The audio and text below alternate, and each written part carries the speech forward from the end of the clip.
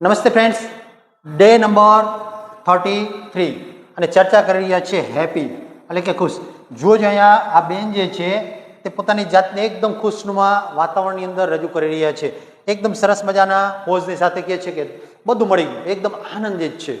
તો અહીંયા શું છે તો કે વર્ડ ઓફ ધ ડે જે છે તેને હેપીની ચર્ચા કરીએ તો એનો અર્થ થાય છે ઇંગ્લિશની અંદર ફિલિંગ ગુડ, સારું અનુભવવું, અને ગુજરાતી અર્થ તો આપણે ખ્યાલ જ છે ખુશ થવું. પછી સિનોનિમ છે તેની ચર્ચા કરીએ તો જોયફુલ અને ગ્લેડ. આ બંને શબ્દનો અર્થ થાય છે ખુશ, આનંદિત. અને હવે વાક્યની ચર્ચા કરીએ તો આઈ એમ હેપી ટુડે. હું આજે ખુશ છું કેમ કે તમે મારો લેક્ચર જુઓ છો. પછી સી લુક્સ હેપી. તેણી ખુશ દેખાઈ રહી છે. અહીંયા ચિત્રમાં આપણને દેખાય છે કે એને અનુભવ થયો હશે સારામાં સારો.